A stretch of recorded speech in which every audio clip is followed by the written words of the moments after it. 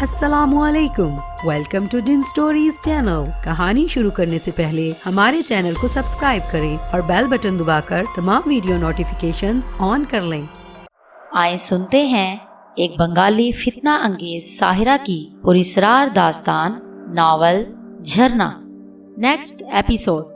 اس لیے میں لطف اندوز نہیں ہو رہا تھا، ہر نظارہ بے کشش لگ رہا تھا۔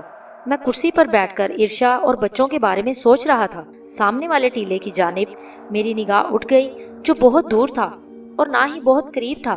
کنارے پر ڈاک سے ایک موٹر بوٹ بندھی ہوئی تھی۔ اس ٹیلے پر ایک کاٹیج تھا جو ایک برس سے خالی اور بند پڑا تھا۔ اس میں 4-6 بیڈ رومز، ایک ڈائننگ ہال اور ٹی وی لاؤنج بھی تھا جو ایک ہال کی طرح کشادہ تھا۔ اس کے علاوہ کچن اور سٹور بھی تھا۔ میں اسے ہوٹل کے لیے کرائے پر لینے کے بارے میں سوچ رہا تھا، باوجود کوشش کے اس کے مالک سے رابطہ نہ ہو سکا۔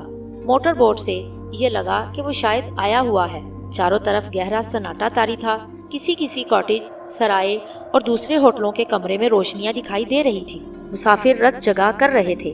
ایسے موسم میں ہنی مون منانے کے لیے بہت سارے جوڑے بھی آتے تھے۔ میں نے دیکھا کہ اس کاٹیج کے برآمدے میں ایک کمرے کا دروازہ کھلا، اندر سے ایک سایہ باہر آیا۔ جب وہ برآمدے کے اندھیرے سے باہر روشنی میں آیا تو دیکھا کہ وہ ایک عورت ہے۔ وہ سفید براق ساڑی اور بلاؤز میں ملبوس تھی۔ اس کے بال جو لمبے، سیاہ اور چمکدار تھے، وہ اس کے سڈول اور مخملی شانوں پر بکھرے ہوئے تھے۔ البتہ اس کی جسامت ظاہر تھی۔ اس کا بدن متناسب تھا، اس کا قد بھی نکلتا ہوا تھا۔ اس نے بڑے سکون اور اطمینان سے ایک ایک کر کے تمام کپڑے بدن سے جدا کیے، پھر انہیں موٹر بوٹ میں رکھ دیا جو اس سے چند قدم پر تھی۔ پھر وہ وہاں سے قدرے ہٹ کر آئی اور پھر پانی میں اتر گئی۔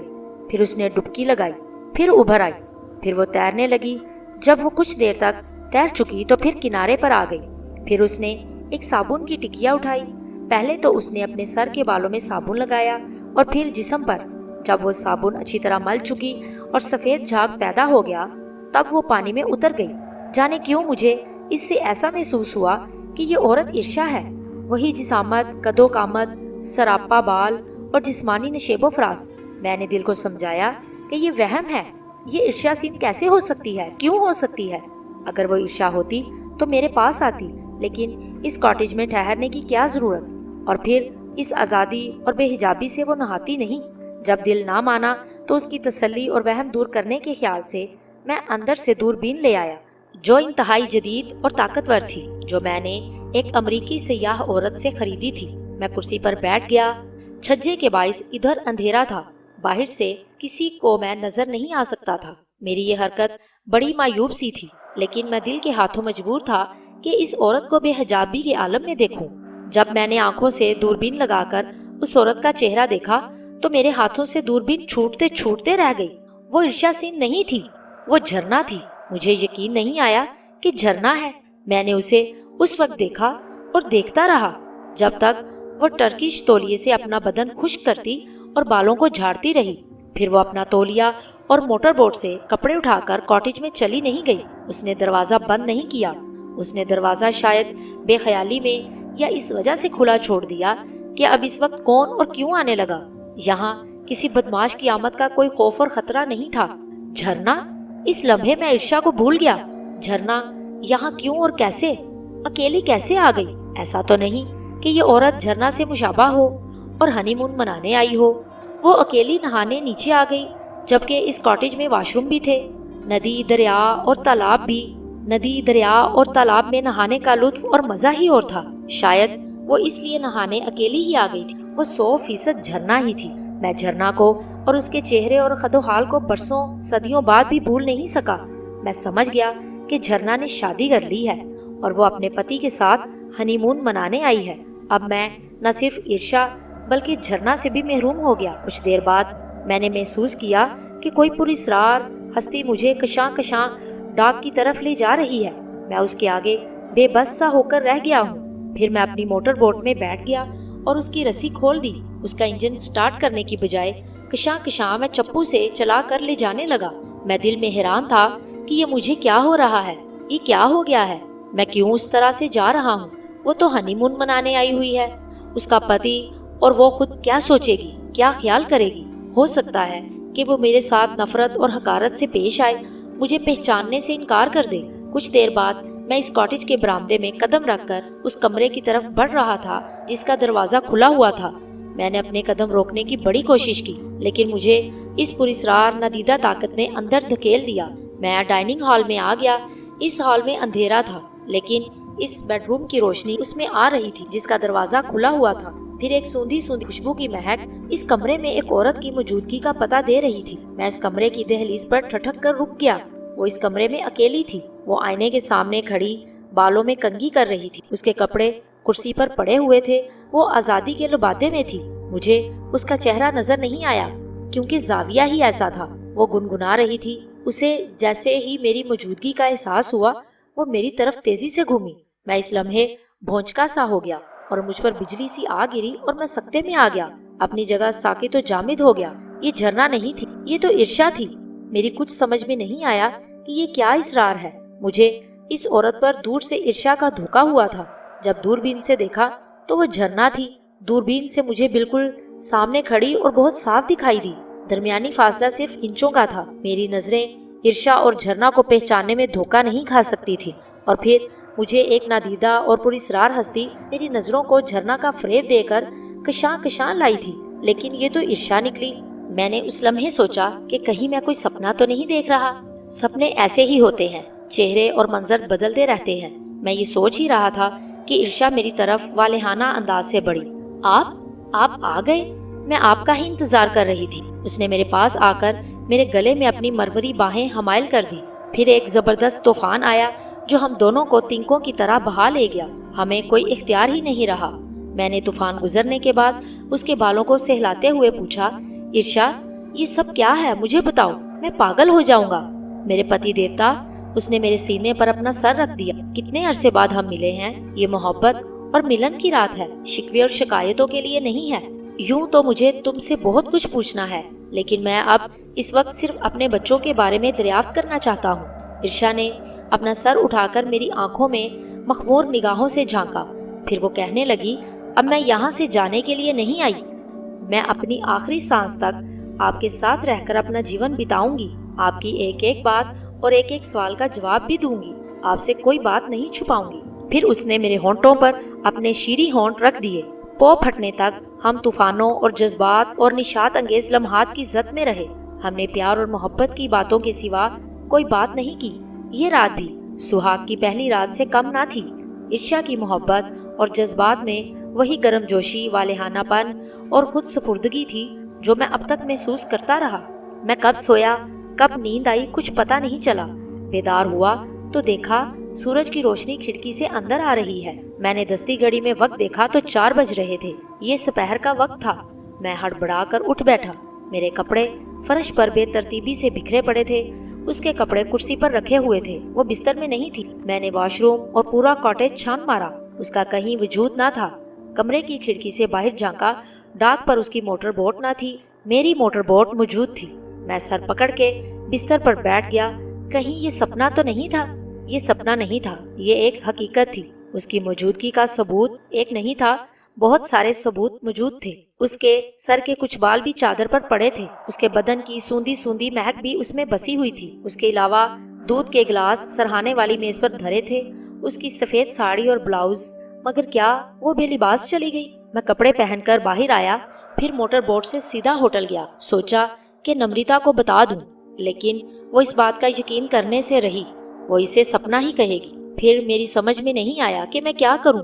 میرا کوئی ہمراز اور ہمدم تھا ہی نہیں۔ مجھے ایسا لگ رہا تھا میں سوچ سوچ کر پاگل ہو جاؤں گا۔ میں ہوٹل پہنچا تو مینیجر نے میرے دفتر کے کمرے میں آ کر کہا، سر مجھے کل صبح 3 گھنٹے کی چھٹی چاہیے۔ وہ کس لیے؟ میں نے حیرت سے کہا، کیا تمہیں کوئی کام آن پڑا ہے؟ دیکھ نہیں رہے ہو ہوٹل مسافروں سے بھرا ہوا ہے؟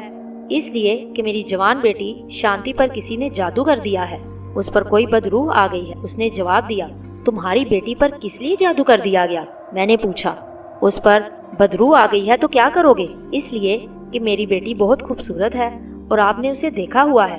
وہ بتانے لگا، اس کے لیے 2-3 رشتے آئے تھے، لڑکے اچھے نہ تھے اور نہ اس کے والدین۔ میں نے رشتہ دینے سے انکار کر دیا تو انہوں نے دشمنی میں عمل کروا دیا۔ میں اس کے توڑ کے لیے ایک سادھو مہاراج کے پاس جا رہا ہوں، ان کا نام ایشور بابا ہے۔ وہ ہر قسم کے جادو کا توڑ اور غائب کا حال جانتے ہیں۔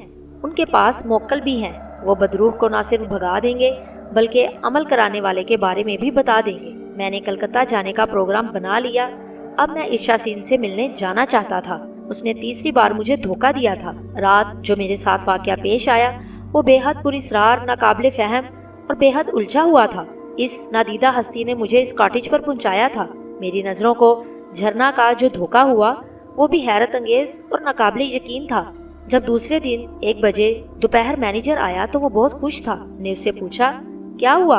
ایشور بابا نے نہ صرف بدروح کو بھگا دیا بلکہ اس کا نام بھی بتا دیا جس نے عمل کروایا تھا۔ مینیجر نے جواب دیا، ایشور بابا کہاں بیٹھتے ہیں؟ میں نے کہا، مجھے ان سے ایک چھوٹا سا کام لینا ہے، کیا وہ میرا کام کر دیں گے؟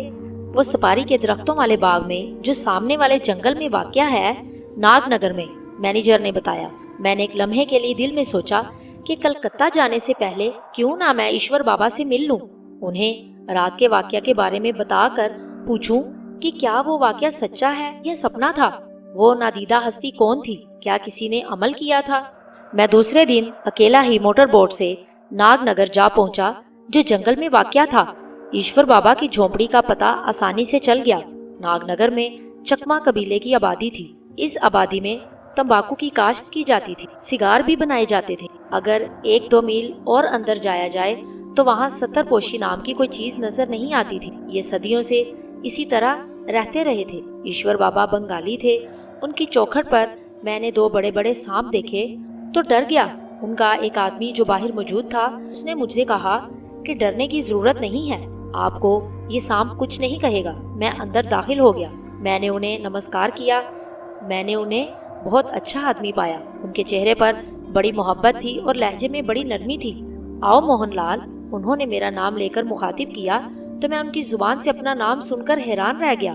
آپ میرا نام کیسے جانتے ہیں؟ میں اپنی حیرت چھپا نہ سکا۔ میں یہاں پہلی بار آیا ہوں۔ جب میں کسی کا چہرہ دیکھتا ہوں تو اس کا نام مجھے معلوم ہو جاتا ہے۔ وہ بولے، میں جانتا ہوں کہ تم کس لیے آئے ہو۔ میں بھونچکا سا ہو گیا۔ آپ کیسے جانتے ہیں؟ میری زبان لڑکھڑائی۔ یہ سب مت پوچھو، تم جس لیے آئے ہو وہ رام کہانی مجھے سناؤ، میں تمہاری مشکل حل کرنے کی کوشش کروں گا۔ میں نے صرف کل رات کے واقعہ کے بارے میں قدرے تفصیل سے بتایا۔ وہ غور اور توجہ سے سنتے رہے۔ جب میں اپنی رام کہانی سنا چکا تو وہ کچھ دیر آنکھیں بند کیے جاپ کرتے رہے، پھر کہنے لگے، رات تمہارے ساتھ جو حیرت انگیز واقعہ پیش آیا تھا وہ سپنا نہیں بلکہ ایک حقیقت ہے۔ وہ عورت جھرنا نہیں، ارشا تھی۔ دراصل مجھے ایک خیال نہ جانے کیوں آیا تھا کہ جھرنا نے مجھے حاصل کرنے کے لیے ارشا کا روپ بھرا۔ میں نے کہا، میں نے ابھی اپنے موکل کو بلایا ہے۔ ایشور بابا کہنے لگا، میں جتنا معلوم کر سکتا تھا اتنا میں نے معلوم کر لیا ہے، ابھی اور کچھ معلوم کرنا ہے۔ میرا موکل فوراً جا کر تھوڑی ہی دیر میں سب کچھ معلوم کر کے آ جائے گا۔ وہ اس نادیدہ ہستی کے بارے میں بھی بتا دے گا جس نے تمہیں وہاں جانے میں اپنی شکتی کا مظاہرہ کیا اور تمہیں وہاں جبر سے لے گئی۔ چند لمحوں کے بعد دیوار کے پاس فرش پر ایک سفید سا دھواں اٹھا تو میں گھبرا سا گیا۔ ایشور بابا نے مجھے اشارے سے کہا کہ گھبرانے کی ضرورت نہیں۔ پھر یہ دھواں اوپر اٹھتا اور پھیلتا گیا۔ کوئی 7-8 فٹ بلند ہونے کے بعد پھر اس نے ایک انسانی شکل کی حیت اختیار کرتے ہوئے وہ ایک انسان کے روپ میں آ گیا۔ اس کی جسامت ایک دیو کی طرح تھی۔ وہ دیو ہی تھا۔ اس کی صورت اتنی بدصورت تھی کہ دیکھتے ہی خوف آتا تھا۔ اس کی آنکھیں مرغی کے انڈوں سے بہت بڑی اور سرخ تھیں۔ اس کے دانت لمبے اور باہر کو نکلے ہوئے تھے۔ سادھو مہاراج، میرے لیے کیا حکم ہے؟ اس نے جھک کر بڑے مودبانہ لہجے میں کہا۔ آپ نے غلام کو کس لیے یاد کیا؟ ایشور بابا کے کہنے پر میں نے اسے رات والا واقعہ قدرے تفصیل سے بتایا۔ وہ غور سے میری کہانی میری زبانی سنتا رہا۔ تم ابھی جاؤ، جتنا جلد معلوم کر کے آ سکتے ہو آؤ کہ یہ سب کچھ کیا ہے، یہ سارا کھیل کس کا ہے؟ ایشور بابا نے کہا۔ پھر وہ نظروں کے سامنے ایک دم سے اس طرح غائب ہو گیا جیسے گدھے کے سر سے سینگ۔ میں دیکھتا ہی رہ گیا۔ کچھ دیر بعد وہ اچانک نمودار ہوا۔ پھر ایشور بابا کے کہنے پر بتانا شروع کیا۔ رات جو عورت کاٹیج میں نظر آئی تھی جس پر جھرنا کا دھوکا ہوا تھا وہ جھرنا نہیں، وہ راج کماری رائے نامی ایک عورت ہے۔ اس نے کلکتہ میں ایک جادوگرنی مالنی کی خدمات حاصل کی تاکہ ان کے ساتھ رات گزار سکے۔ مالنی کالی ماتا کی تابع ہے۔ وہ عورت یعنی راج کماری رائے اس لیے ان کے ساتھ رات گزارنے کے لیے بےتاب تھی کہ اپنے محبوب کے بچے کی ماں بن سکے۔ مالنی نے اس عورت کے ساتھ اپنی موکلا شمالا کو بھیج دیا، جس نے شکتی اور منتر سے نادیدہ ہستی بن کر راجکماری کو کچھ دیر کے لیے جھرنا کا روپ دے دیا تاکہ یہ یہاں پہنچ جائے۔ پھر وہ موکلا انہیں کشاں کشاں لے کر کاٹیج پر چلی گئی۔ پھر راجکماری اپنی اصل شکل میں آ گئی۔ وہ نہیں چاہتی تھی کہ وہ جھرنا کے روپ میں اسے ملے۔ راجکماری کے کہنے پر موکلا اسے اس کے اصل روپ میں لے آئی تھی۔ پھر اس عورت کے ساتھ رات گزارنے پر مجبور ہوئے۔ ان دونوں نے رات گزاری۔ وہ اس لیے یہاں آئی، ان سے ملاقات کی اور ان کے ساتھ رات بسر کی کہ لڑکی کی ماں بن جائے۔ اس عورت کے جو 2 لڑکے ہیں، ان کے شریر میں انہی کا خون دوڑ رہا ہے۔ وہ یہ چاہتی تھی کہ یہ لڑکی کے باپ بن جائے۔ اسی وجہ سے راجکماری کی یہ آشا پوری نہ ہو سکی۔ اب اس موقع کی تلاش میں ہے کہ وہ ایک رات زندگی میں جائے، پھر امید سے ہو جائے گی۔ اس موکلا نے صبح کے اجالے سے پہلے اس عورت کو اس کے گھر پہنچا دیا۔ کچھ دنوں میں وہ عورت کسی اور روپ یا اصل روپ میں ان کی زندگی میں آنے والی ہے۔ جب وہ موکل اتنا کچھ بتا چکا تو ایشور بابا نے اپنے موکل کو واپس جانے کا حکم دیا۔ وہ جس طرح سے آیا تھا اسی طرح دھوئیں کے غبار میں تبدیل ہو کر چلا گیا۔ یہ سب کچھ میں نے بہت حیرانی سے سنا اور دیکھا۔ میں نے ایشور بابا کا شکریہ ادا کیا۔ میں ان کے لیے جو اناج، پھل اور کپڑے لایا تھا انہیں پیش کر کے چلا آیا۔ اس موکل نے جو کچھ بتایا اور میں نے اسے ظاہر اور غائب ہوتے دیکھا، اور نظروں کا دھوکہ اور شوبدہ بازی نہیں۔ میں نے جادو، بھوت پریت اور بدروحوں کے بارے میں بہت کچھ صرف سنا تھا۔ بنگال کے جادوگر اور ان کا جادو ساری دنیا میں مشہور تھا۔ اس بار عرشا نے جادو کا سہارا لے کر مجھے اپنا اسیر بنایا۔ وہ جو کچھ حاصل کرنا چاہتی تھی وہ پا نہ سکی، اس کے لیے ایک اور کوشش کرنے والی تھی۔ یہ بات میرے لیے حیران کن اور معمہ تھی کہ وہ کیوں اور کس لیے صرف میرے بچوں کی ماں بننا چاہتی ہے۔ آخر اس میں کیا اسرار ہے؟ اس بے وفا کے شہر میں جانے کے لیے 10-12 دن لگ گئے۔ میں ویزے کے لیے ڈھاکہ گیا تو ہندوستان کا ویزا آفس شہر میں ہڑتال اور ہنگاموں کے باعث 3 دن تک بند رہا۔ شہری زندگی مفلوج ہو کر رہ گئی تھی۔ پھر 3 دن ہفتہ وار چھٹی کی نظر ہو گئے۔ رش کی وجہ سے 3 دن کے بعد ویزا مل سکا۔ ویزا ملتے ہی میں کلکتہ جا پہنچا۔ میرے سینے میں ایک ایسی آگ بھڑک اٹھی جسے میں بجھانے کے لیے چلا آیا، اور اسے صرف عرشا ہی بجھا سکتی تھی۔ میں نے ہوٹل میں سامان رکھا اور عرشا کی محل نما کوٹھی پر جا پہنچا۔ مجھے پورے کلکتہ شہر میں کوئی کوٹھی اتنی بڑی اور عظیم الشان دکھائی نہیں دی۔ میں اس کوٹھی کے آس پاس منڈلانے لگا۔ میری سمجھ میں نہیں آ رہا تھا کہ مجھے کیا کرنا چاہیے۔ میں کس طرح اور کیسے اس سے رابطہ کروں؟ کیا بے دھڑک اس سے ملنے چلا جاؤں؟ میرا دماغ معاف سا ہو رہا تھا۔ جس سڑک پر یہ کوٹھی واقع تھی وہ دور دور تک سنسان اور ویران پڑی ہوئی تھی۔ یکلخت اس کوٹھی کا بڑا سا پھاٹک کھلا اور میری نظر ایک مسلح دربان پر پڑی۔ اس کی شکل دیکھ کر میں چونک پڑا۔ وہ شامو تھا اور میرے بدن پر سنسنی دوڑ گئی۔ میں ٹھٹک کر رہ گیا۔ کوٹھی کے اندر سے ایک لمبی سفید سی گاڑی باہر آئی۔ پچھلی نشست پر عرشا براجمان تھی۔ اس کے برابر ایک 3 برس کا اور ایک 1.5 برس کا لڑکا تھا۔ انہیں دیکھتے ہی میرے دل میں پیار کا جذبہ بھر آیا۔ خون نے جیسے جوش مارا تھا۔ میرے بس میں ہوتا تو میں گاڑی رکوا کر ان بچوں کو سینے میں جذب کر لیتا۔ عرشا بڑی تمکنت سے بیٹھی ہوئی تھی۔ بچوں سے نہ صرف ہنس ہنس کر باتیں کیے جا رہی تھی بلکہ انہیں چوم بھی رہی تھی۔ عرشا کی نگاہ مجھ پر اس لیے نہیں پڑ سکی کہ وہ بچوں کی طرف متوجہ تھی۔ اس رات جو وہ میری زندگی میں آئی تھی تب میں نے اسے قریب سے بڑی غور سے دیکھا تھا۔ وہ پہلے سے کہیں زیادہ نکھر گئی تھی۔ میں اس دھول اڑاتی ہوئی گاڑی کو اس وقت تک دیکھتا رہا جب تک وہ نظروں سے اوجھل نہیں ہو گئی۔ میں ساکت و جامد کھڑا رہا۔ جب میں کسی خیال کے تحت پلٹا تو شامو کو اپنی جانب متوجہ پایا۔ وہ مجھے خالی خالی نظروں سے دیکھ رہا تھا۔ مجھ میں نہ جانے کہاں سے اتنی ہمت آ گئی کہ میں بے خوفی سے اس کی طرف بڑھا، مگر وہ اپنی جگہ ساکت و جامد رہا۔ میں اس کے بالکل سامنے جا کر دیدہ دلیری سے کھڑا ہو گیا۔ آپ؟ اس کی آنکھوں میں حیرت کے ساتھ ساتھ خوف کا شائبہ بھی تھا۔ اس کی آواز میں ارتعاش تھا۔ تمہیں حیرت ہو رہی ہوگی میں یہاں کیسے؟ میں نے تیز لہجے میں کہا۔ تم کوئی خواب نہیں دیکھ رہے ہو، یہ میں ہوں۔ میں تمہاری مالکن کو تلاش کرتا ہوا پرانا حساب چکانے آیا ہوں۔ اس کے بغیر واپس نہیں جاؤں گا، سوچ لو۔ شامو گویا سکتے کسی کیفیت سے نکل آیا۔ اب آپ کا مالکن سے کیا تعلق؟ اس نے مرتش آواز میں کہا۔ کیوں؟ میرا اس سے تعلق کیوں نہیں ہے؟ میرا اس سے جسمانی تعلق رہ چکا ہے۔ تم اس سے انکار نہیں کر سکتے۔ اب آپ کیا لینے آئے ہیں؟ میں اس عزت، ذلت اور دکھ کی کہانی اس شہر والوں کو سنانے آیا ہوں۔ نہ جانے کیوں میں جذباتی سا ہو گیا۔ نہیں نہیں، شامو تڑپ کر بولا، بھگوان کے لیے ایسا نہ کیجیے، یہ بہت بڑا انیائے ہوگا۔ جب میری زندگی اور چین سکون غارت کر دیا گیا ہے تو میں تمہاری مالکن کو کیوں آسانی سے بخش دوں؟ میں نے زہر خند کہا۔ ایسا نہ کیجیے میرے سرکار۔ شامو نے سراسیما ہو کر میرے آگے دونوں ہاتھ جوڑ دیے۔ بھلے آپ میرے سینے میں خنجر گھونپ دے مگر میری مالکن پر کوئی داغ نہ لگائیں، ان کا دامن پاک صاف ہی رہنے دے۔ آخر تم میرا دوش بھی تو بتاؤ شامو، میں نے کربناک لہجے میں کہا۔ میرے ساتھ اتنا بڑا ظلم کس لیے کیا گیا؟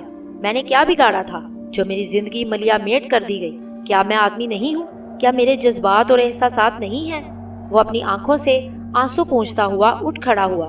اس کی حالت بڑی غیر ہو رہی تھی۔ سرکار، یہ تو زمانے کا دستور ہے کہ اپنی خوشیوں کے لیے دوسروں کا گھر اجاڑا جاتا ہے، خون کیا جاتا ہے۔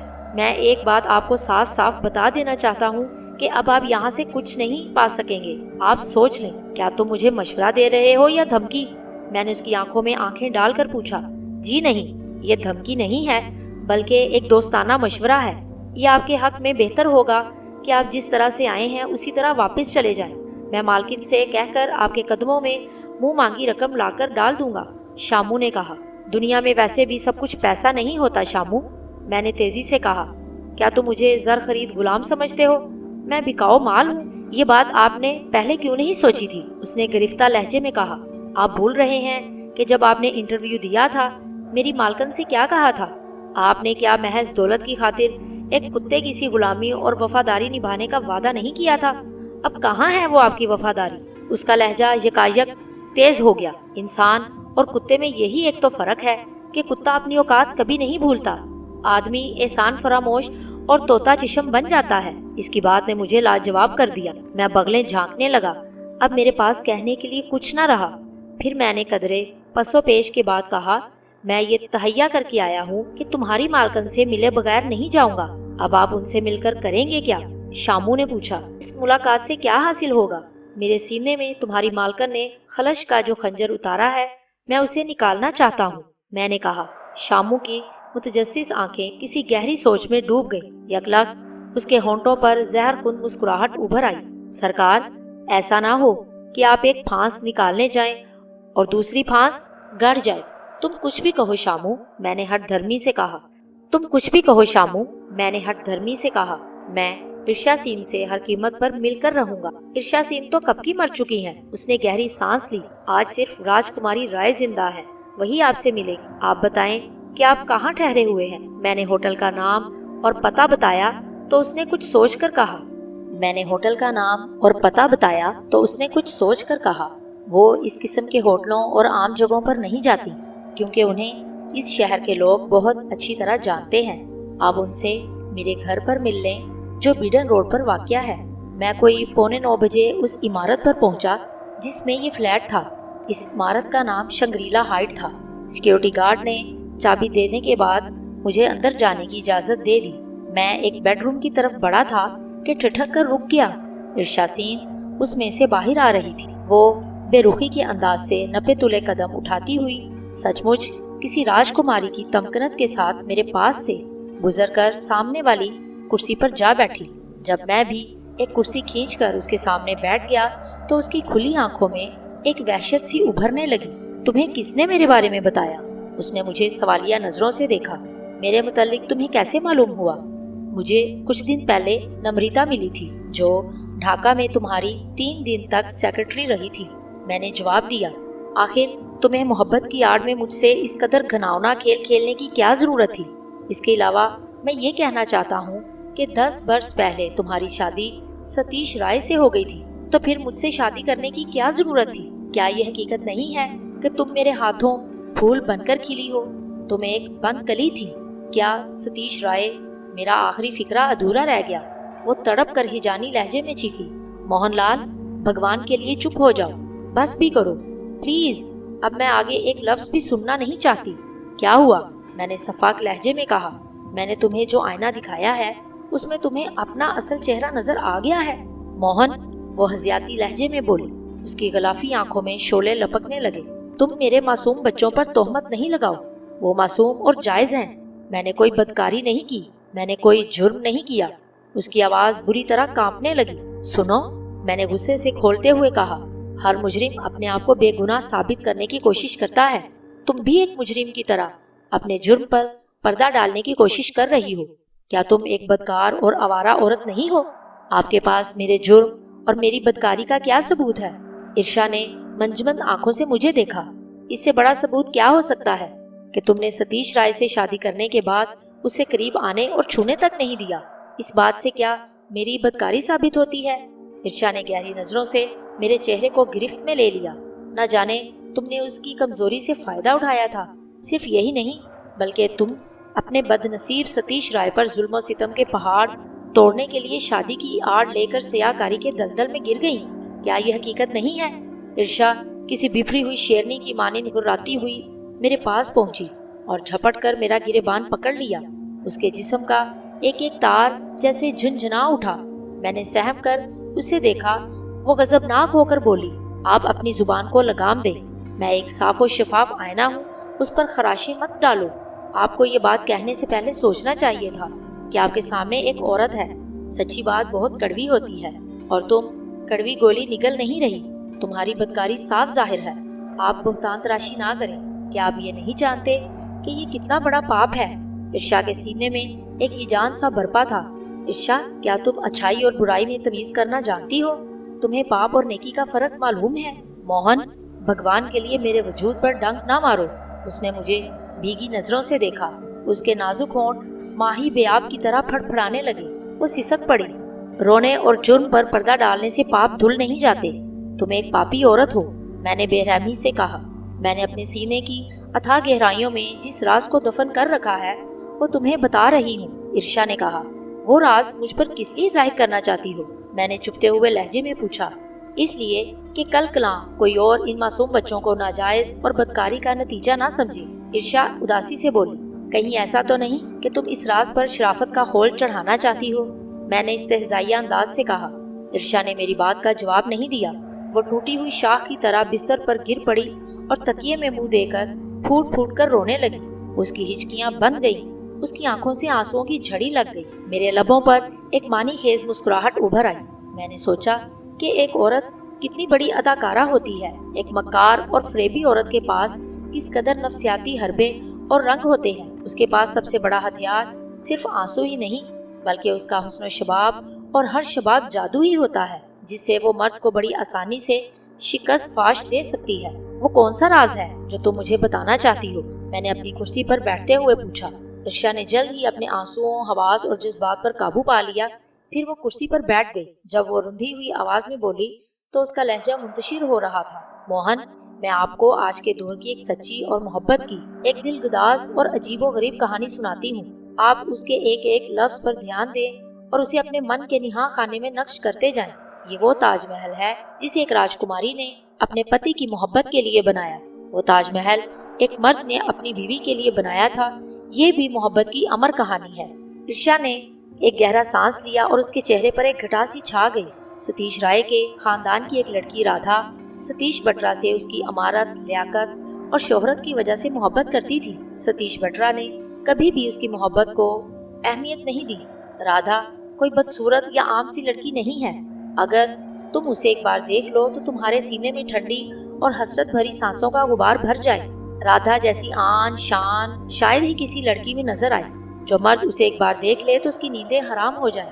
جب رادھا نے یہ محسوس کیا کہ ستیش رائے اس کے حسن کو مجروح کر رہا ہے اور کسی طرح اس کی طرف راغب نہیں ہو رہا تو انتقام کے جنون میں اس قدر اندھی ہو گئی کہ اسے اچھے برے کی کوئی تمیز نہیں رہی۔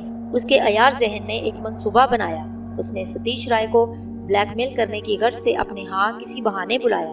پھر اس نے اپنی ایک درینہ اور بہت ہی قریبی سہیلی کو اعتماد میں لے کر اسے اس بات کے لیے تیار کیا کہ وہ اس کمزور لمحے کی عکس بندی کرے جب وہ ناگن بن کر ستیش رائے کو ڈسنا شروع کرے گی۔ لیکن اس کی حسرت پوری نہ ہوئی اور تدبیر ناکام ہو گئی۔ اس کی قیامتوں کا ستیش رائے پر ذرہ برابر بھی اثر نہیں ہوا۔ اس کی جگہ کوئی زاہد، پارسا اور سادھو مہاراج بھی ہوتے تو رادھا کو بے نیام تلوار کی حالت میں دیکھ کر کسی وحشی درندے کی طرح ٹوٹ پڑتے۔ تب رادھا نے انتقام لینے اور ذلیل و رسوا کرنے کی ایک اور تدبیر سوچی۔ اس نے ایک مشہور طوائف برلا کی خدمات حاصل کی۔ پھر اسے ایک بڑی رقم دے کر کلبوں، محفلوں اور پارٹیوں میں یہ پروپیگنڈا کروایا کہ ستیش رائے عورت کے قابل نہیں ہے۔ پھر اس نے 2 اور پیشاور عورتوں کی خدمات حاصل کی جو ماڈل گرل تھی۔ ستیش بٹرا نے اس داغ کو مٹانے اور رادھا کا منہ بند کرنے کے لیے مجھ سے شادی کر لی۔ میں ایک غریب ماں باپ کی بیٹی تھی۔ جب ستیش رائے کا رشتہ میرے لیے آیا تو میرے ماتا پتا کے ہاتھ پیر ٹھنڈے ہو گئے۔ میرے گھر والے سمجھ نہیں سکے کہ آخر ایک ارب پتی خاندان کے بیٹے نے ایک معمولی لڑکی کو کس لیے پسند کیا۔ میری نیندیں بھی یہی کچھ سوچ سوچ کر حرام ہو گئی تھی۔ لیکن جب سہاگ کی پہلی رات میرے پتی نے میرے قدموں پر گر کر اور گڑ گڑا کر عزت کی بھیک مانگی تو مجھے پتا چلا کہ وہ واقعی عورت کے قابل نہیں ہے۔ رادھا نے اس کے متعلق جو کچھ کہا تھا وہ اپنی جگہ درست تھا۔ وہ میرے سامنے ایک بھکاری کی طرح اپنی خالی جھولی لیے کھڑا تھا۔ اسے عزت کی بھیک چاہیے تھی جو اسے صرف میں دے سکتی تھی۔ پھر میں نے اس رات اپنی زندگی کا اہم ترین اور جذباتی فیصلہ کیا۔ نہ صرف اس کی عزت کے لیے اپنے ارمانوں کا خون کیا بلکہ اسے اپنے من میں بسا کر سچی محبت کی۔ رادھا اس شادی پر جل بھن کر رہ گئی اور مجھ سے انتقام لینے کے لیے موقع تلاش کرنے لگی۔ عرشا کہنے لگی وہ میرے پتی سے نا امید نہیں ہوئی تھی۔ اس کا خیال تھا کہ میری موت اس کے لیے راہ ہموار کر دے گی، لیکن اس کا خواب پورا نہ ہو سکا۔ مجھ پر اس نے پیشاور قاتلوں سے 2 مرتبہ قاتلانہ حملے بھی کروائے۔ مجھے 2 مرتبہ اغوا کی کوشش بھی کی گئی۔ ایک بار تو میں بدماشوں کے چنگل سے کسی نہ کسی طرح اپنی عزت بچا کر نکلنے میں کامیاب ہو گئی۔ بالآخر ستیش رائے نے بہت سوچ سمجھ کر ایک منصوبہ بنایا اور اسے میرے سامنے رکھا تو مجھے یقین نہیں آیا۔ اس کے سوا کوئی چارہ نہیں تھا۔ منصوبہ ہر لحاظ سے بہت اچھا تھا، لیکن مجھے ذہنی طور پر تیار ہونے کے لیے 1 برس کا عرصہ لگ گیا۔ ادھر میرا پتی مجھے اپنی عزت اور آن کا واسطہ دیتا رہا۔ ہم دونوں اس منصوبے پر عمل کرنے کے لیے لندن گئے اور وہاں کی ایک عدالت میں پیش ہو کر طلاق کی درخواست دی۔ چونکہ ہم دونوں خوشی اور مرضی سے طلاق لے رہے تھے اس لیے عدالت کو بھلا کیا اعتراض ہو سکتا تھا۔ پھر ہم دونوں لندن سے واپس آئے۔ پھر میں نے امریکہ جانے کا بہانہ بنایا۔ بنگلہ دیش آ گئی۔ میرا وفادار ملازم شامو ڈھاکہ میں میرا منتظر تھا۔ اسے میں نے پہلے ہی اعتماد میں لے لیا تھا اور وہ اس مدعے سے آگاہ تھا۔ میں نے شادی کرنے کے لیے جو پلان بنایا تھا اس پر جلد سے جلد عمل کرنا چاہتی تھی۔ میں نے تمہیں ایک مفلس کلاش اور ضرورت مند شخص سمجھ کر تمہارا انتخاب کیا تھا۔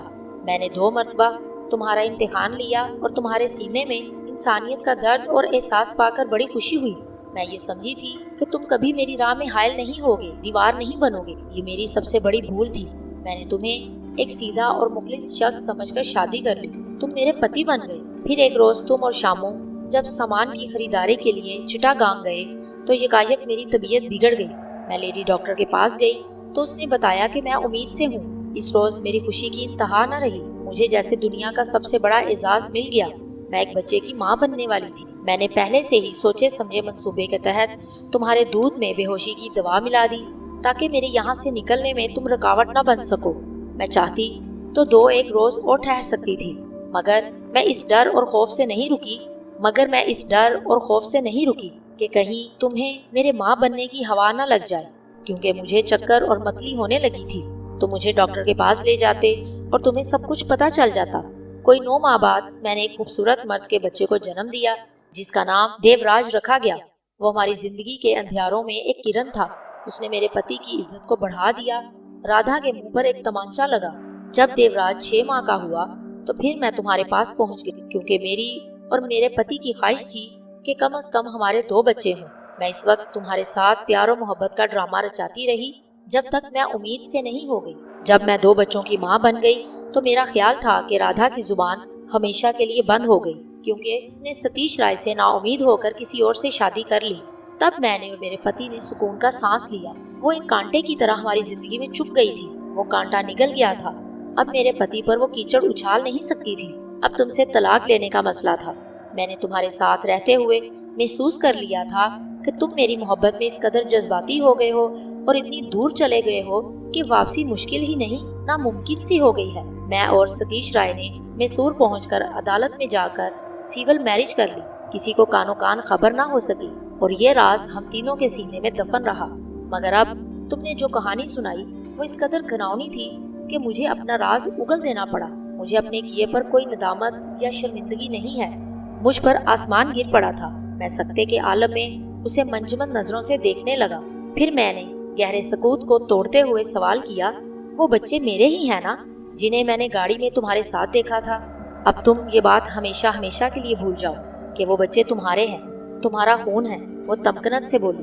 کیا ایک باپ اپنے بچوں کو کبھی بھول سکتا ہے؟ میں نے حیرت بھری نظریں اس کے چہرے پر مرکوز کر دی جو ہر قسم کے جذبات سے عاری تھا۔ وہ میرا خون ہے، کیا تم چاہتی ہو کہ میں جیتے جی مر جاؤں؟ اس دنیا میں کیا کچھ ممکن نہیں، اس نے سردناک لہجے میں جواب دیا۔ تم اسے تقدیر کا بے رحم فیصلہ سمجھ کر قبول کر لو۔ یوں سمجھو کہ تم نے اپنی زندگی میں سب سے بھیانک سپنا دیکھا تھا تو تم میرے بچوں کو چھین لینا چاہتی ہو۔ میں بھڑک اٹھا۔ میں ایسا ہرگز ہونے نہیں دوں گا۔ تمہارے بچے؟ اس کی آنکھیں حیرت سے پھیل گئیں۔ کیا تمہارے پاس کوئی ثبوت ہے کہ وہ تمہارے بچے ہیں؟ ثبوت؟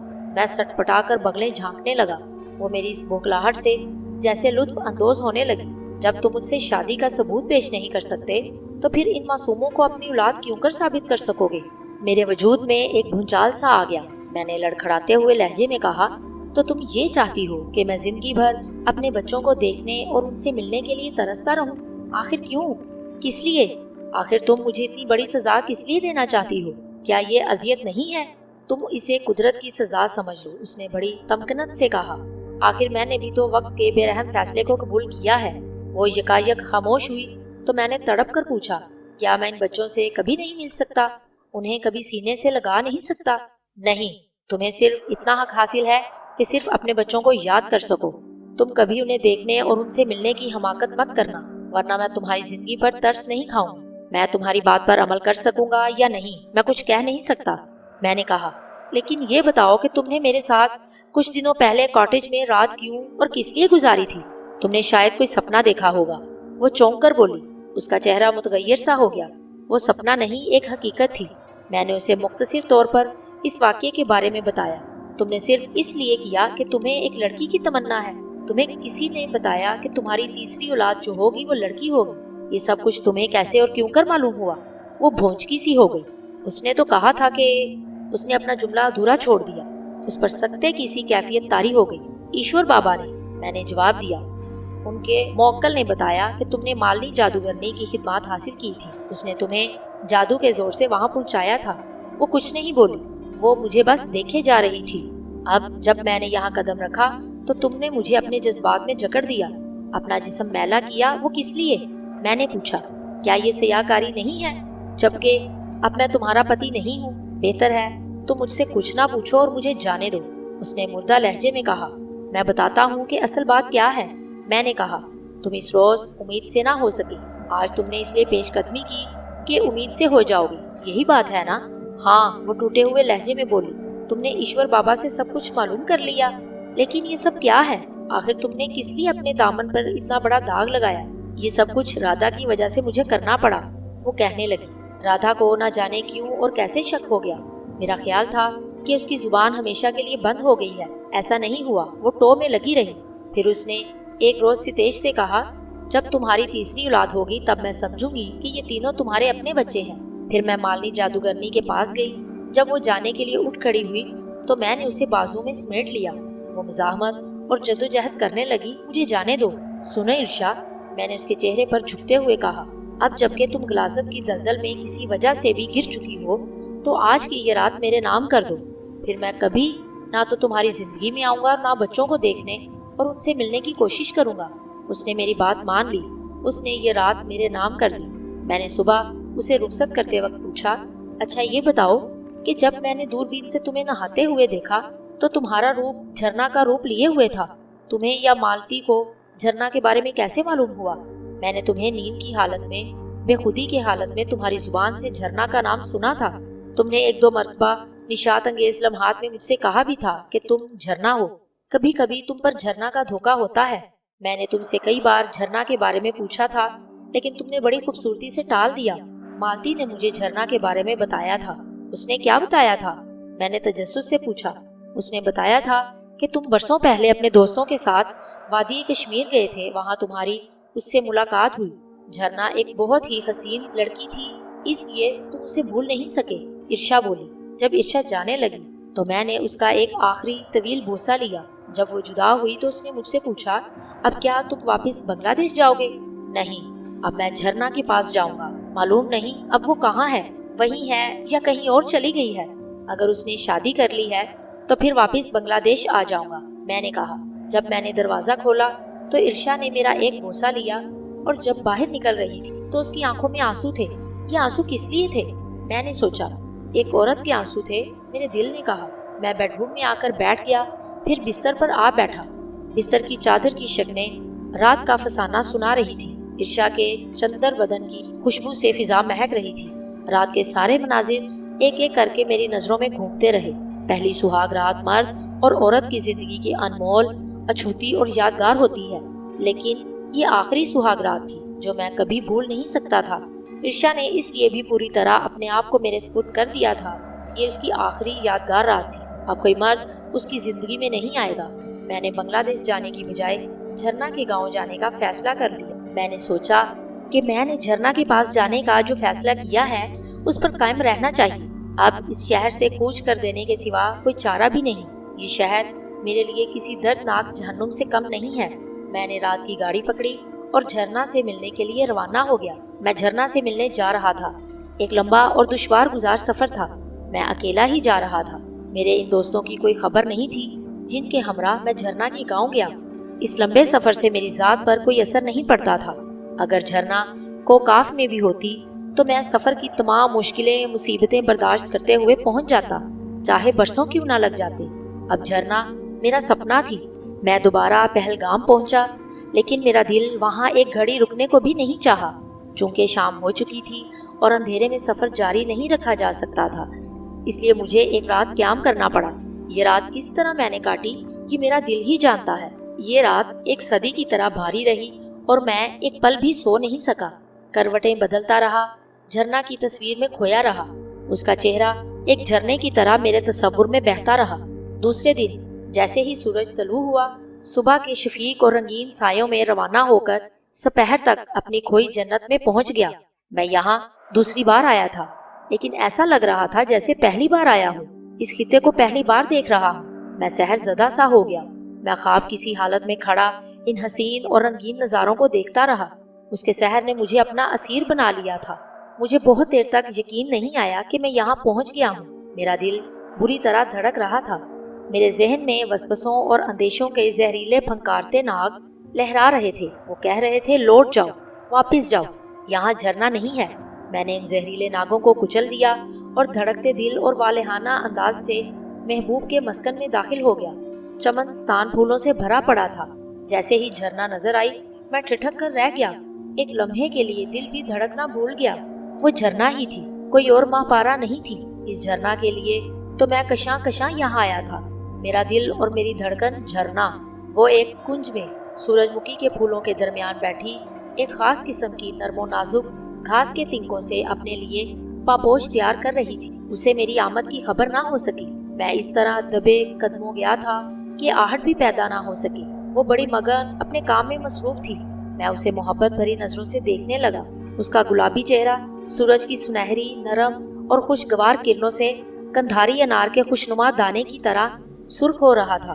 وہ جس زاویے سے بیٹھی تھی وہ توبہ شکن تھا۔ اس دل فریب نظارے سے میں ایسا متاثر ہوا کہ میں وہیں کا وہیں کھڑا رہ گیا۔ کچھ دیر بعد جب وہ تھک سی گئی تو اس نے ایک قیامت خیز انگڑائی لی تو اسے جیسے یکلخت یہ احساس ہوا کہ کوئی اس کے پشت پر کھڑا اسے دیکھ رہا ہے۔ وہ تیزی سے مڑی۔ جیسے ہی اس کی نگاہ مجھ پر پڑی وہ چونک سی گئی۔ پھر میں لپک کر اس کے پاس جا پہنچا۔ میں نے اس سے کہا، آپ نے مجھے پہچانا؟ کیوں نہیں؟ جھرنا نے اپنا سر ہلایا اور اس کا چہرہ دمک اٹھا اور اس کی آنکھوں میں خوشی چمک اٹھی۔ میں آپ کا امتحان لوں؟ میں نے اس کی حسین آنکھوں میں جھانکتے ہوئے کہا۔ آپ میرا امتحان کس لیے لینا چاہتے ہیں؟ اس نے رسیلی آواز میں پوچھا اور مسکرائی۔ میں دراصل آپ کا نہیں، آپ کی یادداشت کا امتحان لینا چاہتا ہوں۔ اچھا یہ بتائیں کہ میرا نام کیا ہے؟ میں نے کہا۔ آپ کا نام؟ دلکش انداز سے مسکرائی۔ موہن لال، یہی نام ہے نا؟ اس کی زبان سے مجھے اپنا نام سن کر، یہ دیکھ کر مجھے خوشی ہوئی۔ بتا نہیں سکتا کہ وہ مجھے بھولی نہیں۔ اسے میرا نام آج بھی اسی طرح یاد ہے جیسے میں اسے کل ملا ہوں۔ برسوں بعد کسی کا نام کیا چہرہ بھی یاد نہیں رہتا۔ اس کے دل میں میری یاد کا چراغ روشن تھا۔ اس نے جس طرح میرا نام لیا اور جن نظروں سے مجھے دیکھا، میرے دل میں بے اختیار آیا کہ آگے بڑھ کر اسے بازو میں بھر لوں، اس کے بھرے بھرے رسیلے ہونٹوں پر مہر محبت ثبت کر دوں۔ اگر میں اپنے ارادے پر عمل کرتا تو شاید وہ تعارض نہ کرتی اور پرجوش انداز سے پیش آتی، لیکن میں نے مناسب نہیں سمجھا۔ میں عورت کو جانتا تھا۔ میں نے اسے ٹٹولنے کے خیال سے پوچھا، جب آپ کو میرا نام یاد ہے تو شاید میرے دوستوں کا نام بھی یاد ہوگا۔ جانے کیوں مجھے ان میں سے کسی ایک کا نام بھی یاد نہیں رہا۔ اس نے بڑی صاف گوئی سے کہا۔ میں ان کے نام بھول گئی۔ میرا دل دھڑک اٹھا، گویا وہ مجھ سے محبت کرتی ہے اس لیے اسے میرا نام یاد ہے۔ میرا دل سرشار ہو گیا۔ حیرت کی بات ہے، میں مسکرایا۔ آپ نے مجھے اب تک یاد رکھا، یہ میرے لیے بہت بڑا اعزاز ہے۔ میں نے کہا، آپ 5 برس میں ایک بار بھی ادھر نہیں آئے، آج ادھر کیسے بھول پڑے؟ اس نے خوش دلی سے کہا۔ میں حالات کے بھنور میں پھنس گیا تھا۔ جیسے ہی اس سے نکلا، ادھر چلا آیا۔ میں نے جواب دیا، یہاں اکثر وہی لوگ سکون کی تلاش میں آتے ہیں جو زخمی اور بہت دکھی ہوتے ہیں۔ اس نے کہا، آپ کے چہرے اور آپ کی آنکھوں سے صاف ظاہر ہے کہ آپ نے بہت بڑی چوٹ کھائی ہے۔ آپ نے بہت اچھا کیا جو یہاں آ گئے۔ لگتا ہے کہ آپ قیافہ شناس ہی نہیں بلکہ دور آشنا بھی ہیں۔ میں نے کہا، میں زخموں کے لیے مرہم لینے آیا ہوں۔ آپ کب اور کس وقت آئے؟ وہ خفت سے بولی، معاف کیجیے، باتوں میں آپ سے پوچھنا یاد ہی نہیں رہا۔ میں کچھ دیر پہلے ہی پہنچا ہوں۔ میں نے کہا، سوچا کہ آپ سے پہلے مل لوں پھر آرام کر لوں۔ گویا آپ ایک لمبی اور تکلیف دہ مسافت طے کر کے آئے ہیں۔ آپ میرے ساتھ آئیں۔ وہ رسیلی آواز میں بولی۔ جھرنا نے جس گرم جوشی سے میرا خیر مقدم کیا وہ میرے لیے ناقابل یقین تھا۔ وہ مجھے نہایت خلوص اور اپنائیت سے اپنے جھونپڑے میں لے گئی تاکہ میری مہمان نوازی کر سکے۔ اس نے حمام میں میرے لیے نہانے کے لیے گرم پانی رکھ دیا۔ موسم میں اس قدر خنکی تھی کہ میں ٹھنڈے پانی سے نہا نہیں سکتا تھا۔ میں نے گرم پانی سے غسل کیا تو میری ساری کسل مندی اور تھکان دور ہو گئی اور سارے بدن میں فرحت اور تازگی کی لہر دوڑ گئی۔ میں تازہ دم ہو کر کمرے میں آیا تو اس نے دسترخوان بچھایا۔ جس وقت وہ دسترخوان پر کھانا چن رہی تھی تب میں نے اس میشر کیس پر شباب مجسمے کا تنقیدی نظروں سے جائزہ لیا۔ جب میں نے 5 برس پہلے سے دیکھا تھا تو وہ ایک دھان پان اور نازک سی گڑیا کی طرح تھی۔ اس کے وجود میں ریشم کی نرمی تھی اور باتوں میں شہد کی مٹھاس تھی۔ ان 5 برسوں میں وہ کچھ اور خواب آفرین ہو گئی تھی۔ وہ حسن و تناسب کی ایک مثال تھی۔ جب اس نے مجھے اپنی طرف متوجہ پایا تو وہ یک بارگی ہنس پڑی، جیسے صاف شفاف اور چمکتے پانی کا فوارہ فضا میں بلند ہو گیا۔ پھر یکایک ایسے چپ ہو گئی جیسے کسی نے فوارہ پر پاؤں رکھ دیا، لیکن اس کا چہرہ دمک رہا تھا۔ آپ مجھے اس طرح کیوں دیکھ رہے ہیں؟ اس کے لبوں پر تبسم بکھر گیا۔ پہلی بار تو نہیں دیکھ رہا ہوں، میں آپ کو ایک ایسے انوکھے روپ میں دیکھ رہا ہوں جس کا تصور بھی نہیں کیا جا سکتا۔ میں نے جواب دیا، کیا آپ کو بھوک نہیں لگ رہی جو آپ میری تعریف کرنے بیٹھ گئے؟ وہ مجھے دزدیدہ نظروں سے دیکھنے لگی۔ تعریف نہ کرنا بہت بڑی بدذوقی اور ناانصافی ہے۔ میں نے کہا، آپ نے میری تعریف کا برا تو نہیں منایا؟ آپ کھانا کھا لیں اور میں اتنی دیر میں کچھ کام ہے انہیں سمیٹ لوں۔ وہ بولی، میں تو کسی بھی بات کا برا نہیں مناتی۔ میں نے کھانا خوب سیر ہو کر کھایا، جو نہ صرف بے حد لذیذ اور ذائقے دار تھا بلکہ مزیدار بھی۔ جب پیٹ بھر گیا تو نیند کے جھونکے آنے لگے۔ پھر میں بستر پر دراز ہوا تو نیند نے مجھے دبوچ لیا۔ میں جلد ہی گہری نیند کی آغوش میں چلا گیا۔ ایک حقیقت سے دوسری حقیقت جنم لیتی ہے۔ انسان کے اصل چہرے کے اندر چھپا ہوا بھی ایک چہرہ ہوتا ہے۔ دل کی گہرائی میں جھانک کر دیکھنے سے بھی نئے پن کا احساس ہوتا ہے۔ پراسرار، الجھا ہوا اور ناقابل فہم۔ یکایک میں نے دیکھا کہ کمرے میں نیم تاریکی ہے، دروازہ بند ہے اور جیسے کسی نے دروازہ اور کھڑکی بند کر دی ہو۔ مجھے یہ دیکھ کر حیرت ہوئی کہ مسحری لگی ہوئی ہے۔ پھر میں نے دیکھا کہ جھرنا بستر پر آ گئی۔ میں نے اسے جس عالم میں دیکھا میرے سارے بدن میں نرم اور لطیف سی چنگاریاں بھر گئیں۔ میں خاموش اور بے سدھ رہا۔ دیکھو یہ کیا کرتی ہے۔ میں چپ چاپ لیٹا رہا، اسے دیکھتا رہا۔ جھرنا میرے اور قریب ہو گئی۔ اس کا لمس بڑا لطیف اور انوکھا تھا۔ میرے سارے بدن میں سنسنی پھیل گئی۔ جھرنا میرے قریب اور قریب ہوتی گئی۔ اب اس کے اور میرے درمیان فاصلہ نہیں رہا۔ پھر اس نے ایک حسین بلا کی طرح مجھے اپنی گرفت میں لے لیا۔ وہ ایک ناگن کی طرح میرے جسم کے گرد لپٹی ہوئی تھی، کبھی بھی مجھے ڈس سکتی تھی۔ مجھ پر مہربان ہونے کے لیے وہ مجھے اپنے جھونپڑے میں لے گئی۔ جھرنا اتنی دور جائے گی میں سوچ بھی نہیں سکتا تھا۔ جھرنا فیاض عورت بن گئی۔ جب وہ میرے چہرے پر جھکی تو میں نے دیکھا کہ وہ اس کا چہرہ نہیں ہے بلکہ کسی زہریلی ناگن کا ہے۔ میرے بدن کو ایک جھٹکا سا لگا اور میری آنکھ کھل گئی۔ نیند کی حالت میں نے جو کچھ دیکھا وہ ایک خواب تھا جو خیال جاگتے میں میرے ذہن میں منڈلا رہا تھا۔ وہ خواب میں حقیقت بن کر سامنے آ گیا۔ میرے سارے بدن میں خون رقص کرنے لگا۔ میری نس نس میں اس طرح سے ایک لطیف احساس چھایا جیسے وہ خواب نہ ہو بلکہ حقیقت۔ میں نے سوچا کہ کاش یہ حقیقت ہوتی۔ میں نے کھڑکی میں سے دیکھا، درختوں کے نرم اور کومل نئے پتوں پر ڈھلتی سپہر کی دھوپ چمک رہی تھی اور چڑیوں کی چہکار بہت بھلی معلوم ہو رہی تھی، جیسے کوئی سنگین سپنا پوری دھرتی پر پھیلا ہوا ہو۔ یہ تو معلوم نہیں تھا اس کی قوت درختوں کی جڑوں میں پھیل کر نئے پتے اور رنگ برنگے پھولوں کی آماج گاہ کی شکل میں بہار لاتی ہے۔ اب اس میں بھی کوئی تبدیلی نہیں ہوئی۔ میرے سارے جسم میں سنسنی پھیلی ہوئی تھی اور اس کا اثر آہستہ آہستہ بڑھتا جا رہا تھا۔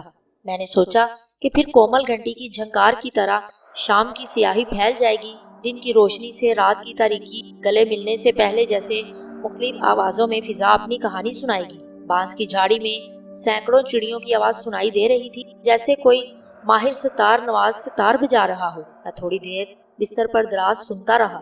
میں نے نسوانی آوازیں سنی، ایسا لگا جیسے جلد رنگ کھنک رہے ہوں۔ باہر نکل کر دیکھا کہ کشمیری عورتوں کا ایک میلہ سا لگا تھا۔ اس میں 16 برس سے لے کر 30 برس تک کی خوبرو لڑکیاں اور عورتیں تھیں، جن کے جھرمٹ میں جھرنا نہایت وقار اور تمکنت سے اس طرح بیٹھی تھی جیسے ستاروں کے حلقے میں پونم کا چاند۔ ایک بہت بڑے سماوار میں چائے ابل رہی تھی۔ میں اسے مصروف پا کر چمنستان کی طرف چل دیا۔ سورج اس وقت پہاڑوں کی عین برفانی چوٹیوں پر چمک رہا تھا اور فوراً ان شعاؤں کے عکس سے برف پر جا بجا کوسے قزا رنگ جھلک رہے تھے۔ ان رنگین سایوں سے وادی کی شان تو بالا ہو رہی تھی۔ میں یہ سب کچھ سوچتا ہوا چکر کاٹ کر زرشک کی بیلوں سے گزر رہا تھا تو سامنے ایک خرف پوش کشمیری کھڑا دکھائی دیا۔ جب میں اس کے پاس پہنچا تو اس نے مجھے بڑے عجیب انداز اور خاموشی سے رکنے کا اشارہ کیا۔ میں نے اسے سوالیہ نظروں سے دیکھا۔ مجھے لگا شاید کوئی سوالی ہو۔ اس علاقے میں غربت و افلاس بہت زیادہ تھی۔ سیاحوں سے مقامی مرد، بچے اور عورتیں بھی بھیک مانگتی تھی۔ میں نے یہ بھی سنا تھا کہ کچھ بہت ہی خفیہ طریقے سے محتاط ہو کر بردہ فروشی بھی کرتے ہیں۔ گھروں میں قہوہ خانے بھی ہیں اور سیاح لوگوں سے انہیں بہت آمدنی ہوتی ہے۔ اس نے مجھے اوپر سے نیچے تک دیکھا اور پوچھا، کیا تم سیاح ہو؟ ہاں، میں نے سر ہلایا۔ میں یہاں کی سیر و سیاحت کے لیے آیا ہوں۔ یہ بہت ہی خوبصورت علاقہ ہے۔ یہ خوبصورت علاقہ تو ہے، لیکن یہ موت کی وادی ہے۔ اس نے آہستگی سے کہا، تم یہاں سے بھاگ جاؤ۔ بھاگ جاؤں؟ میں نے یکلخت حیران ہو کر اس سے سوال کیا، وہ کس لیے؟ اور تم اسے موت کی وادی کیوں کہہ رہے ہو؟ میں نے تو ایسی کوئی بات نہیں دیکھی اور نہ محسوس کی۔ یہ تو ایک پرسکون سا خطہ ہے۔ تمہیں یہاں آئے ہوئے کتنے دن ہوئے ہیں؟ اس نے مجھے گہری نظروں سے دیکھا۔ میں یہاں آج ہی پہنچا ہوں، لیکن 5 برس پہلے یہاں آیا تھا، تب میں یہاں کچھ دن گزار کر گیا تھا۔ میں نے اسے بتایا۔ 5 برس پہلے کی بات اور ہے، آج کچھ اور بات ہے۔ اپنی زندگی اور جوانی پر رحم کھاؤ، اس نے ناصحانہ لہجے میں کہا۔ لیکن کیوں میں یہاں سے بھاگ جاؤں؟ میں نے اسے سوالیہ نظروں سے دیکھا۔ یہاں مجھے کوئی خطرہ محسوس نہیں ہو رہا۔ وہ میری حیرانی دور کرنے اور وجہ بتانے کی بجائے خود ہی بھاگ گیا۔ میں نے اسے روکنے کی کوشش کی اور اسے آوازیں دی، لیکن وہ رکا نہیں اور نہ ہی اس نے پیچھے مڑ کر دیکھا۔ وہ مجھ سے اس طرح خوف زدہ ہو گیا جیسے میں کوئی عفریت ہوں۔ میں اس شخص کی عجیب و غریب اور پراسرار حرکت پر غور کر ہی رہا تھا کہ میں نے عقب سے سیٹی کی آواز سنی۔ میں نے آواز کی سمت پلٹ کر دیکھا۔ ایک بوڑھا کشمیری شخص کھڑا دکھائی دیا۔ اس کی عمر 80 برس کے لگ بھگ ہوگی۔ اس کے سارے بال دودھ کی طرح سفید تھے۔ وہ مجھے یہاں سے بھاگ جانے کا اشارہ کر رہا تھا۔ میں بھاگ جانے کی بجائے اس کی طرف بڑھا تاکہ اس کی وجہ پوچھوں اور اپنا تجسس دور کروں۔ جب میں اس کے پاس پہنچا تو اس نے جھونپڑے کی طرف اشارہ کیا اور اپنے ہونٹوں پر انگلی رکھ لی، جس کا مطلب یہ تھا کہ میں خاموش رہوں۔ ایسا نہ ہو کہ جھرنا ہماری آواز سن لے۔ وہ اس لیے گفتگو کرنے سے خائف ہو رہا تھا۔ جھونپڑا بہت دور ہے اور ہماری آواز اس تک کیسے پہنچ سکتی ہے؟ میں نے کہا، جبکہ وہ ہماری نظروں سے اوجھل بھی ہے۔ تم جھرنا کے بارے میں کچھ نہیں جانتے، اس نے سرگوشی میں بہت ہی آہستگی سے کہا۔ وہ میلوں دور کی آواز بھی سن لیتی ہے۔ میں اس کی بات سن کر ہنس پڑا۔ یہ تمہارا وہم ہے، ایسا کہیں ہو سکتا ہے؟ بہت دور سے صرف ٹیلی فون پر ہی آواز سنائی دے سکتی ہے۔ تم نہیں جانتے ہو کہ ٹیلی فون کیا ہوتا ہے؟ شاید جانتے ہو۔ میں نے کہا، زیادہ بہادر نہ بنو، موت کو دعوت نہ دو جوان۔ تم سیاح ہو، مجھے تم پر ترس آ رہا ہے۔ تم بہت خوبصورت ہو، اپنی حماقت سے باز آ جاؤ۔ اس ساحرہ کے حسن کے جسم میں نہ پھنسو، پیروں پر کلہاڑی نہ مارو۔ وہ اپنی بات ختم کر کے گدھے کے سینگ کی طرح غائب ہو گیا۔ ان دونوں آدمیوں کی باتوں نے مجھے عجیب سی الجھن میں ڈال دیا اور میں تذبذب میں پڑ گیا۔ میں کچھ سمجھ نہ سکا کہ وہ مجھے کس خطرے سے آگاہ کر رہے تھے، کس سے میری جان کو خطرہ لاحق ہے۔ دوسرے نے مجھے مشورہ دیا تھا کہ میں جھرنا کے حسن کے طلسم میں نہ پھنسوں۔ میں اسے بتانا چاہتا تھا جھرنا کے حسن و شباب کا طلسم مجھے 5 برسوں بعد یہاں کشاں کشاں لے کر آیا ہے، اور پھر اس عورت میں ایسی کوئی بات دکھائی نہیں دی جس سے میں خائف ہو جاؤں۔ میں نے ان دونوں بوڑھوں کی باتوں کو دل سے نکال دیا، وہ مجھے خپتی سے لگی۔ میں کسی الجھن اور وہم کا شکار ہونا نہیں چاہتا تھا۔ جھرنا ہرگز ایسی نہیں تھی جس سے وہ مجھے خوف زدہ کر رہے تھے اور ڈرا رہے تھے۔ تھوڑی دیر بعد سورج کی نرم و نازک اور سنہری شعائیں ایک ایک کر کے روپوش ہو گئیں۔ جنگلی درخت، خوش رنگ پھول، پہاڑی، کھیت، غرض یہ کہ ہر چیز کسی خوف زدہ ہرن کی طرح سہم کر رات کے تاریک دامن میں پناہ لینے لگی۔ کیسا سحر زدہ سا نظارہ تھا۔ چند لمحوں کے بعد میں نے اپنے شانے پر یکایک ایک ہاتھ کا لمس محسوس کیا تو میرے سارے بدن میں سنسنی دوڑ گئی۔ جس کسی نے بھی ہاتھ رکھا تھا میں نے اس کی آہٹ محسوس نہیں کی۔ اس کا یہ انداز بہت ہی پُر اسرار اور نہ صرف چونکا دینے والا بلکہ خوف زدہ کرنے والا تھا۔ یوں ہی میں ان 2 خرقہ پوش بوڑھے کشمیریوں سے ملاقات اور ان کی باتوں سے انجانے طور پر کسی حد تک خوف زدہ سا ہو گیا تھا، اس لیے ہاتھ کا لمس کندھے پر محسوس کر کے میں جیسے اچھل سا پڑا۔ وہ ایک بوڑھی عورت تھی، اس کے سر کے تمام بال سفید تھے۔ اس نے میرے شانے سے ہاتھ ہٹا لیا۔ اس نے اردو زبان میں مجھ سے پوچھا، تم کیوں آئے ہو اور کہاں سے آئے ہو؟ میں سیر و سیاحت کی غرض سے آیا ہوں اور کلکتہ شہر سے آیا ہوں، میں نے جواب دیا۔ تمہارا تعلق کس قوم سے ہے؟ اس بوڑھی عورت نے پلکیں جھپکائے بغیر مجھ سے سوال کیا۔ میں انسانی قوم سے ہوں، میں نے کہا۔ تم شاید جھرنا کے جھونپڑے میں ٹھہرے ہو اور آج ہی یہاں پہنچے ہو نا؟ اس بوڑھی عورت نے کہا۔ ہاں، میں نے سر ہلایا۔ تمہیں اس کے متعلق کس نے بتایا؟ میں نے تمہیں شاید راستے میں یا جھرنا کے چمنستان میں کبھی نہیں دیکھا۔ مجھے کسی نے نہیں بتایا۔ کسی کو بتانے کی کوئی ضرورت بھی نہیں ہوتی، کیونکہ یہاں ہر کسی کو اس بات کی فوراً خبر ہو جاتی ہے۔ آج کوئی اجنبی یا سیاح آیا اور اس نے کہاں قیام کیا ہے، اس کا تعلق کہاں سے ہے؟ بڑھیا بولی۔ گویا تم لوگ ہر بات اور پل پل کی خبر رکھتے ہو۔ ہاں، یہی سمجھ لو، بڑھیا نے جواب دیا۔ ہمارے پاس اس کے علاوہ کوئی کام اور مصروفیات جو نہیں ہوتی۔ اچھا تو یہ بتاؤ کہ تم میرے پاس اس قدر پراسرار انداز، خاموش اور محتاط انداز سے کیوں آئی ہو؟ میں نے پوچھا۔ میں یہ کہنے کے لیے اور تم سے پوچھنے کے لیے آئی ہوں کہ کیا تمہیں رات گزارنے کے لیے گاؤں میں کوئی اور جگہ نہیں مل سکتی تھی؟ مجھے نہیں معلوم تھا کہ میں اور کہاں ٹھہر سکتا ہوں۔ میں گاؤں میں کہیں بھی کسی کے ہاں بھی ٹھہروں، کیا ایک ہی بات نہیں ہے؟ مجھے دراصل تم پر ترس آ رہا ہے، کیونکہ تم ایک حسین بلا کے خوبصورت دام میں آ پھنسے ہو۔ وہ بڑھیا اتنا کہہ کر تیزی سے آگے بڑھ کر مشرقی سمت جانے لگی تو میں نے لپک کر اس کا ہاتھ پکڑ لیا۔ سنو، اس نے رک کر میری جانب دیکھا۔ کیا بات ہے؟ تم نے مجھے روک کیوں لیا؟ اس کا چہرہ زرد سا پڑ گیا۔ سچ بتاؤ کہ معاملہ کیا ہے؟ یہاں تھوڑی دیر پہلے مجھے 2 بوڑھے گاؤں کے آدمی ملے تھے۔ انہوں نے بھی مجھ سے کہا تھا کہ میں جھرنا کے ہاں کیوں ٹھہرا ہوں، بھاگ جاؤں۔ میں نے ان سے بہت کچھ جاننے کی کوشش کی، لیکن کسی نے میری بات کا جواب نہیں دیا اور خود ہی جھرنا کے خیال اور خوف سے بھاگ نکلی، جیسے جھرنا عورت نہ ہو، کوئی افریت ہو۔ تم نے بھی مجھے کچھ نہیں بتایا، تم نے صرف یہ کہا کہ میں اس حسین بلا کے خوبصورت دام میں کیوں آ پھنسا۔ میں بتا نہیں سکتی۔ بڑھیا نے پلٹ کر چمنستان کی طرف دیکھا اور اس نے اپنا ہاتھ چھڑوا لیا۔ مجھے جانے دو، اگر تم نے مجھے کچھ نہیں بتایا تو میں پھر جھرنا سے تمہاری شکایت کر دوں گا، میں نے دھمکی آمیز لہجے میں کہا۔ نہیں، بھگوان کے لیے ایسا نہیں کرنا۔ وہ میری دھمکی سن کر کانپ گئی۔ میں بتاتی ہوں۔ پھر وہ میرا ہاتھ پکڑ کر مجھے شمشان گھاٹ کی باڑ کے پاس لے گئی۔ اس کے قریب ایک سنگین عمارت تھی۔ پھر وہ مجھے لے کر اس کے عقب میں آ گئی۔ یہاں سے چمنستان دکھائی نہیں دیتا تھا۔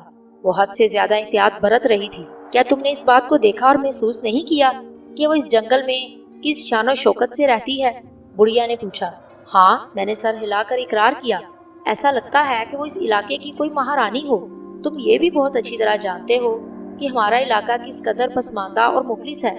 وہ گہری سانس لے کر بولی۔ ہاں، میں نے جواب دیا، لیکن ہم خود چیتڑے پہنتے ہیں، مگر اس کے لیے ریشمی ساڑیاں اور پشمینے کا زردوز لباس بناتے ہیں۔ وہ دل گرفتہ لہجے میں بتانے لگی۔ تم تھوڑی دیر کے لیے یہ بات سوچو کہ ہم آخر ایسا کیوں کرتے ہیں۔ اس نے سانس لینے کے لیے توقف کیا۔ میں کیا جانوں؟ اس نے سر ہلایا۔ میں ایک اجنبی اور سیاح، میں کبھی اس گاؤں میں آیا نہیں۔ میں بتاتی ہوں، اس لیے کہ جھرنا عورت نہیں، ایک ڈائن ہے۔ اس نے سرگوشی میں آہستگی سے نفرت بھرے لہجے میں کہا۔ کیا کہا؟ میں اچھل پڑا۔ تم اس حسین اور معصوم لڑکی کو ڈائن کہہ رہی ہو؟ ایسا نہ کہو، وہ ڈائن ہرگز نہیں ہو سکتی۔ تم پہلے میری پوری بات تو سن لو۔